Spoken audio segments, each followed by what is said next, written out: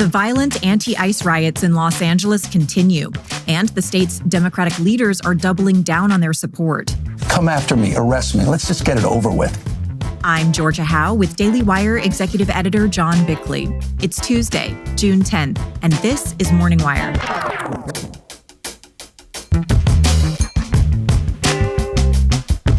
Democrats accuse Trump of overstepping his authority by using the National Guard, but America has a long history of sending in the troops. Early today, I directed 3,000 members of the 7th Infantry and 1,500 Marines to stand by at El Toro Air Station, California.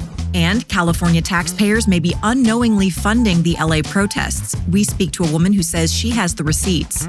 They're just swimming in money right now. Thanks for waking up with Morning Wire. Stay tuned. We have the news you need to know. When budgets are stretched thin, Kickoff offers a smart path to genuine credit building without the burden of costly credit card balances. No credit check required, no interest charges, and it's only $5 a month and can actually boost your score really quickly.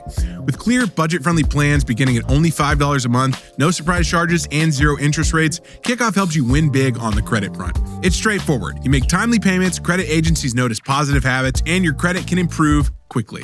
Users with credits under 600 grew an average of 84 points in their first year with on-time payments. Sign up in minutes from your phone, no credit check, cancel anytime. Start building credit with Kickoff today, and you can get your first month for as little as $1. That's 80% off the normal price when you go to getkickoff.com/wire today. That's Kickoff without the C. Get KIKOFF.com/wire. Must sign up via getkickoff.com/wire to activate offer. Offer applies to new Kickoff customers as first month only. Subject to approval. Offer subject to change. Average first-year credit score impact plus 84 points between January 2023 and January 2024 for Kickoff credit account users who started with a score below 600, who pay on time, and who have no delinquencies or collections added to their credit profile during that period. Late payments may negatively impact your credit score. Individual results may vary.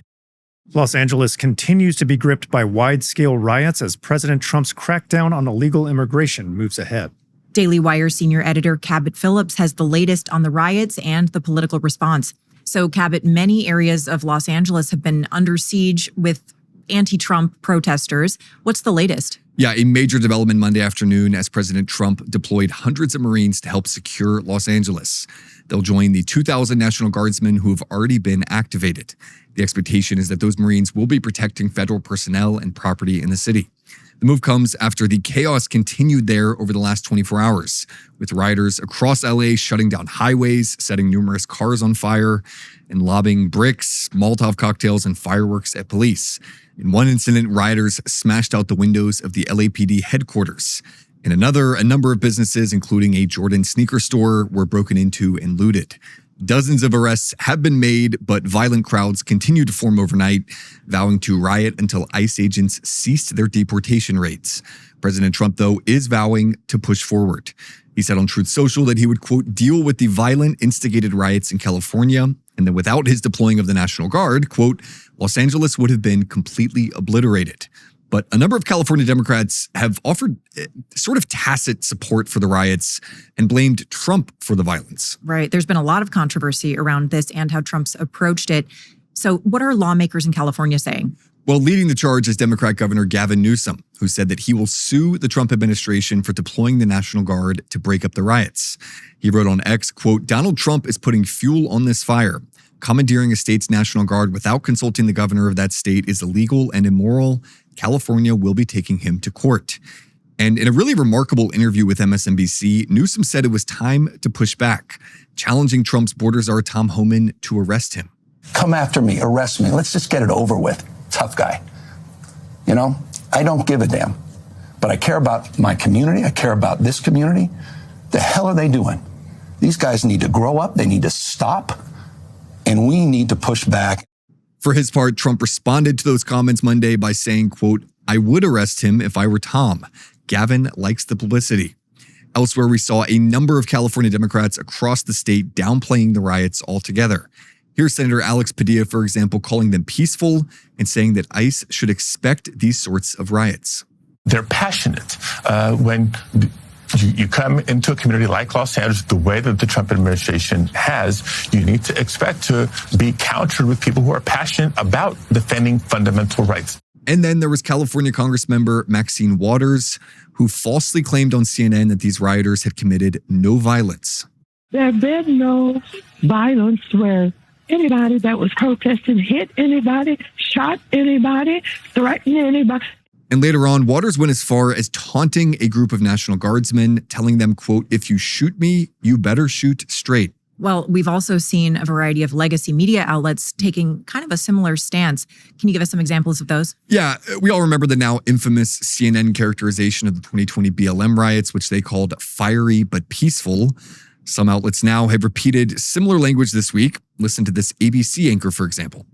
It could turn very volatile if you move law enforcement in there in the wrong way and turn what is just a bunch of people having fun watching cars burn into a massive confrontation and altercation.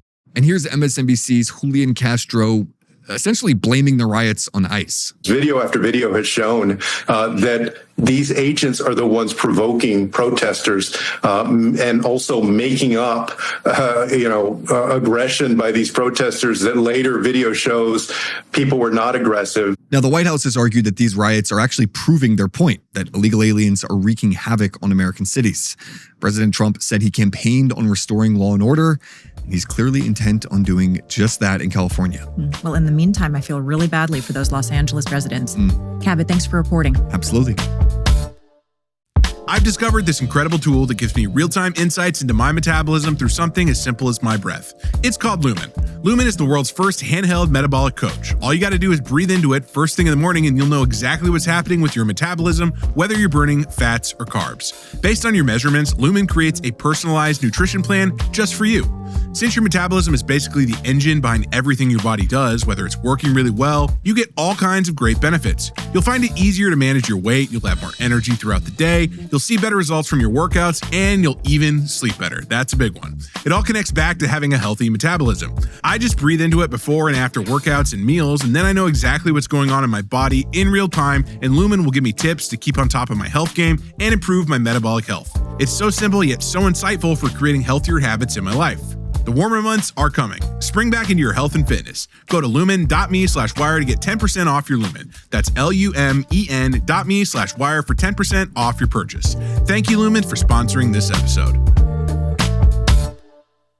President Trump dispatched National Guard troops to Los Angeles this weekend despite the protest of local Democrat leaders. Daily Wire reporter Tim Pierce is here to talk about the political and legal fights over the National Guard deployment. So, Tim, let's start with the context. When was the last time something like this happened? Right. It's rare, but it's not unprecedented. We've seen this a few times, but you do have to go back decades. Here's Fox 11 anchor Alex Michelson explaining. There have been a few examples in U.S. history, like when Dwight Eisenhower did that to desegregate schools. It happened in Los Angeles after the Rodney King riots, but it hasn't happened since. So that's a big move for the president to say, sorry, governor of X state, I disagree with you. I'm taking over the National Guard. That happened this weekend. President Trump calling in the National Guard, even though Governor Newsom did not want them to. The last time the Guard was called in over riots was coincidentally also in L.A. President George H.W. Bush called them in to crack down on the Rodney King riots. Here's some footage of Bush announcing it back in 1992. To restore order right now, there are 3,000 National Guardsmen on duty in the city of Los Angeles. Another 2,200 stand ready to provide immediate support.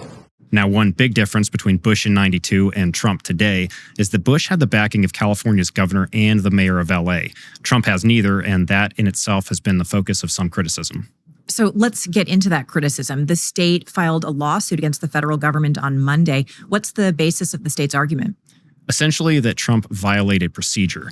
Here's California Attorney General Rob Bonta talking about the lawsuit.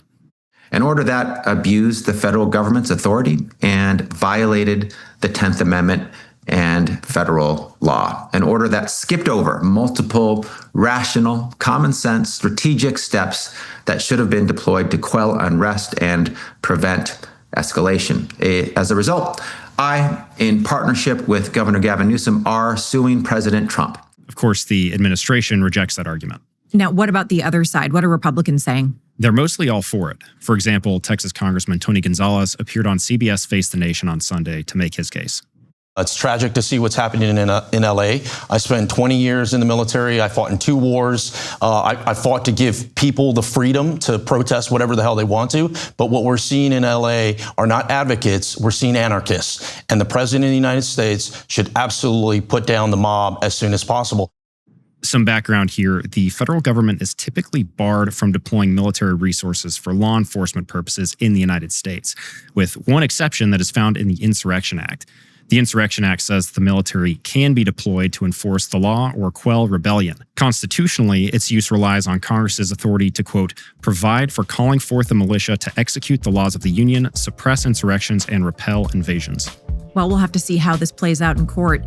Tim, thanks for reporting. Good to be on. The anti-ICE protests sweeping through the Los Angeles area are being promoted and organized by left-wing activist groups, including a prominent nonprofit that receives tens of millions of taxpayer dollars from California. Joining us now is Laura Powell, civil liberties attorney and founder of Californians for Good Governance, a nonpartisan advocacy group. Laura, thanks so much for joining us. Thank you for having me. Now, you've identified the Coalition for Humane Immigrant Rights, or CHIRLA, as one of the key funders of these anti-ICE protests. And one of the most surprising bits of information in your thread online is that California taxpayers are the ones funding CHIRLA, which has openly called to abolish ICE in the past. First, can you tell us more about this group? Well, that was really, they pushed in 2018, hoping that maybe that was their opening with that rhetoric, though. They are always bringing up, they're anti any immigration enforcement with a really extreme view. So now you see that manifesting as there is finally some immigration enforcement happening in their area, and they're rallying people to come out. I was looking at them on Friday as things were really heating up. Union President David Huerta was arrested for his involvement, and then they held a rally at 4 p.m. as things were heating up to get people fired up to continue the protests. They do other things besides that, but they're really out in the community advocating for illegal aliens and rights for them, providing services to them. What I uncovered was how connected they are to the Democrat establishment in California. Mayor Bass of Los Angeles is very connected to them. They've supported her. She's bragged about helping them get federal funding in the past. A whole slew, really. I mean, they endorsed Kamala Harris. Of course, Gavin Newsom, Adam Schiff has talked about them. They can't directly endorse candidates because they're a 501c3, but they have a 501c4 that they use for those candidate endorsements. They also sponsor a lot of legislation at the state level. Now, you mentioned services they provide. One of those is related to trying to warn people about ICE operations and potentially protest them, correct? Yeah, so there's a rapid response network that was set up that is a coalition of various nonprofits, but they seem to be the central one because it's their phone number that's used as this hotline.